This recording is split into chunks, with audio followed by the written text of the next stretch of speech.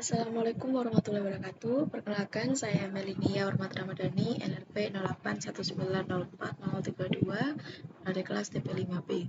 Pada video ini saya akan menjelaskan tugas keandalan saya, yaitu analisis keandalan pipa terhadap kelelahan akibat printing corrosion.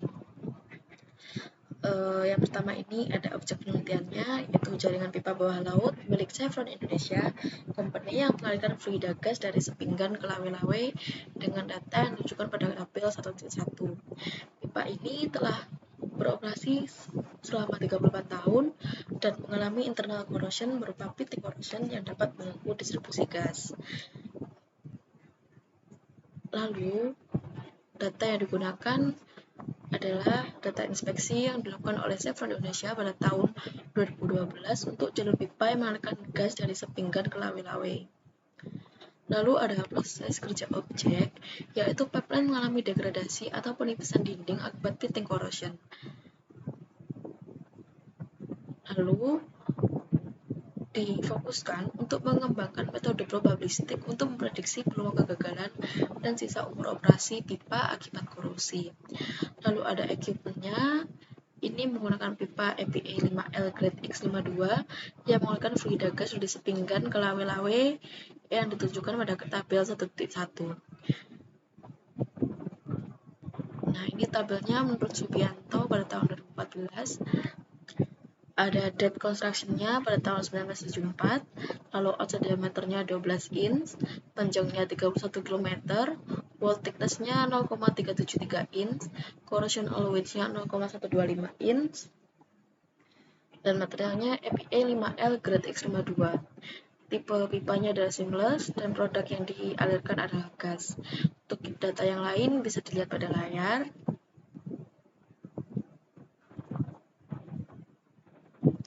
Nah, selanjutnya adalah metodologi.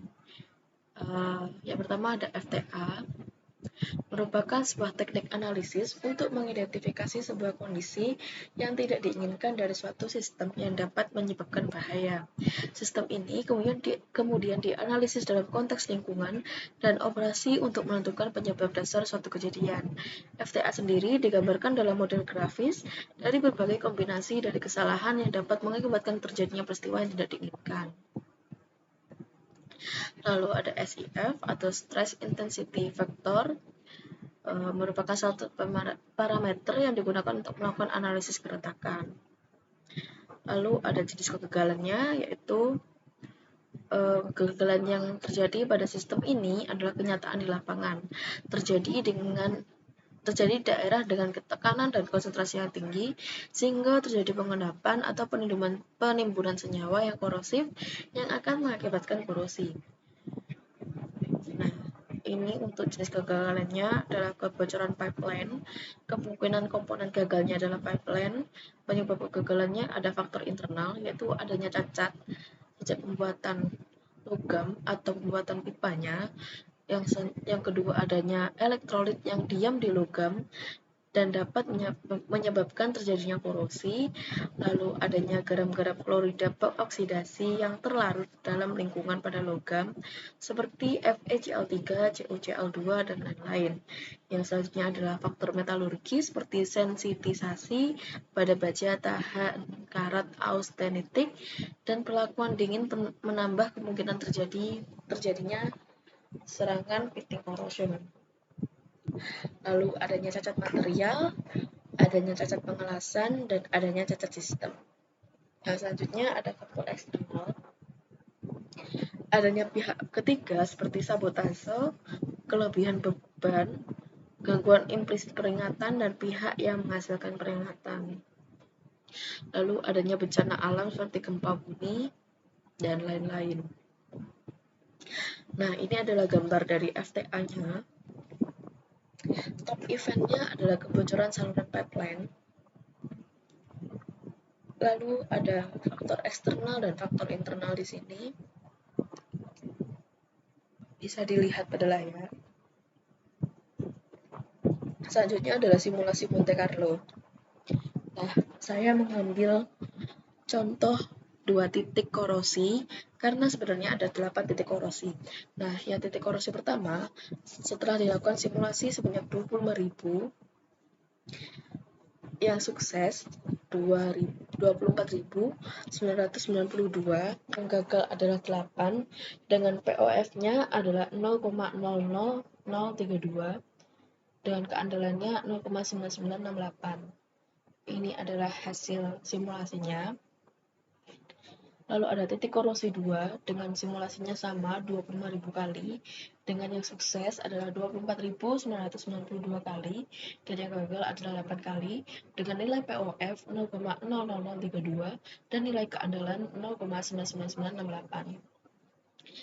Nah, ini adalah hasil simulasi Monte Carlo untuk titik korosi kedua. Lalu selanjutnya ada RBI.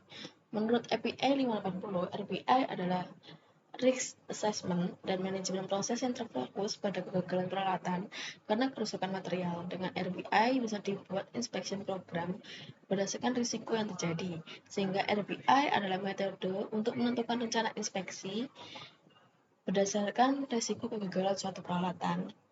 Lalu selanjutnya adalah tingkat risiko semi kuantitatif RBI.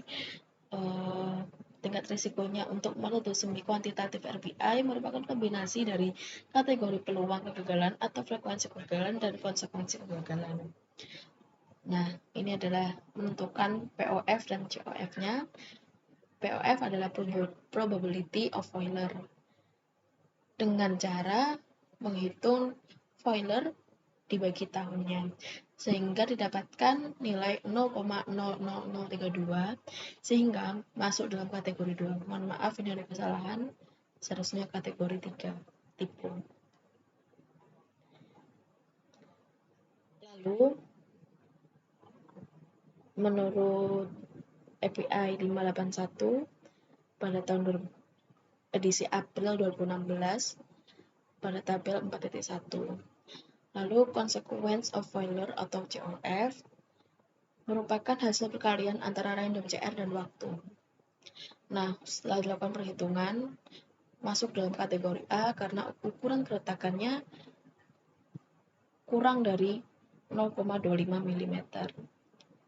Nah, ini adalah matriks risiko. Berdasarkan penentuan POF dan COF, didapatkan POF kategori 3 dan COF kategori A. Sehingga dalam matriksnya masuk dalam kolom ini. Probability 3 dan konsekuensinya A. Nah, sehingga kategori risikonya adalah rendah. Berdasarkan penilaian peluang dan dampak pada variabel risiko yang dominan akan menentukan prioritas respon dan menggunakan matriks probabilitas dampak. Dalam matriks probabilitas dampak terdapat 4 area warna yaitu area hijau yang menyatakan perusahaan melakukan pengawasan dengan jangka waktu panjang atau tahunan, warna kuning yang menyatakan bahwa perusahaan bisa melakukan pengawasan secara berkala, warna jingga yang menyatakan bahwa perusahaan harus mengawasi risiko, dan warna merah yang menyatakan bahwa perusahaan harus melakukan penanganan atau antisipasi agresif dan sesegera mungkin. Nah, karena pada matriksnya ini masih dalam warna hijau atau risiko rendah, sehingga perusahaan hanya perlu melakukan pengawasan dengan jangka waktu panjang atau tahunan. Sekian presentasi dari saya. Apabila terdapat salah pengucapan kata atau yang lain, mohon dimaafkan. Wassalamualaikum warahmatullahi wabarakatuh.